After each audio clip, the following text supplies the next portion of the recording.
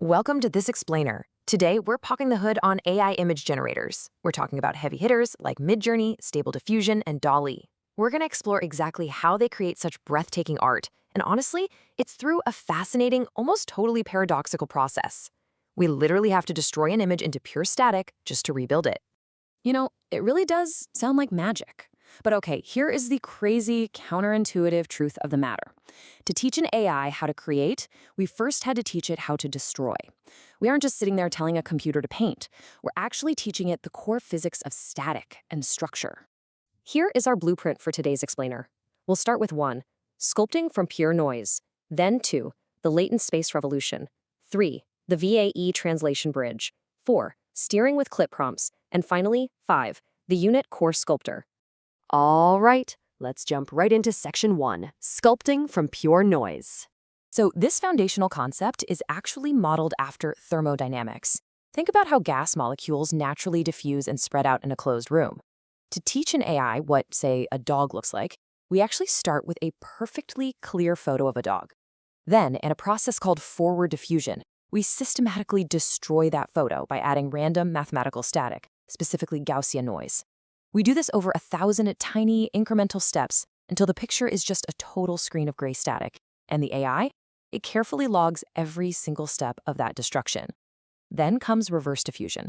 Now, the AI's only job is to play that tape backward. It has to learn how to predict and subtract that exact noise pattern to get all the way back to the clean image.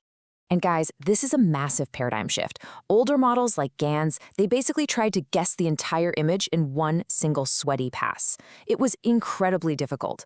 But modern diffusion models, they're more like sculptors. They start with a block of pure random static, and they meticulously shave it away step by step until a beautiful, coherent image emerges. Moving on to section 2, the latent space revolution.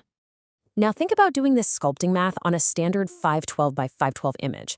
That means calculating across over 262,000 individual pixels across 3 different color channels at every single one of those 1,000 steps. You would literally need a supercomputer to pull that off. So to bypass this massive physical roadblock, engineers took a leap. They moved the whole operation out of raw, cluttered pixel space and compressed it into a highly efficient mathematical realm called latent space. By shifting all that math down to a tiny 64 by 64 grid, latent diffusion shrinks the data drastically. We are talking about 48 times less computational cost.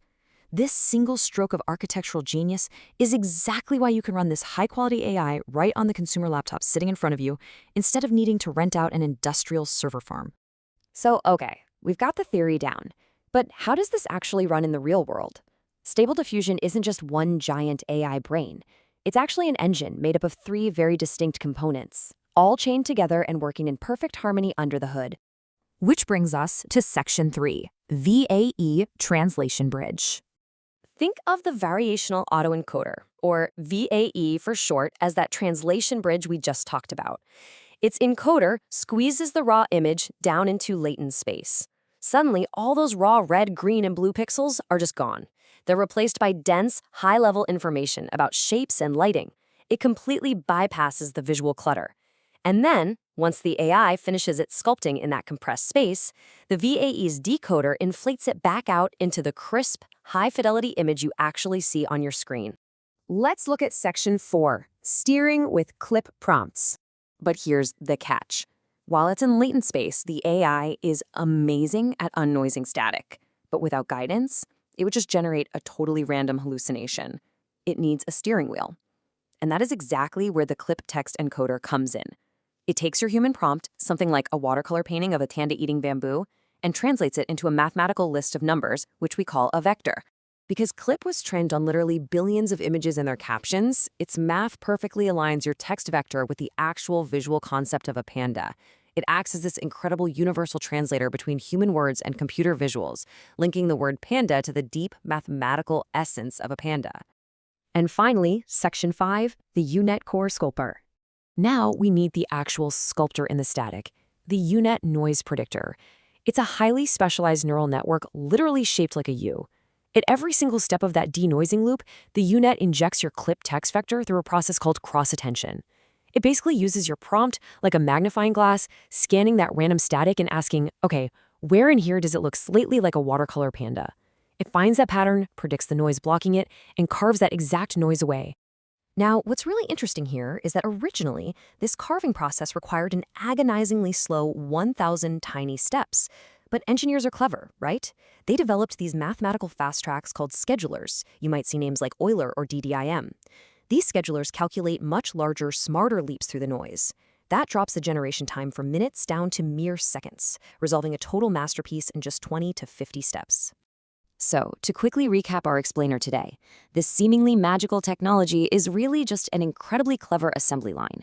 It compresses an image, translates your text into a steering wheel, and sequentially subtracts noise until your exact imagination is carved right out of the static.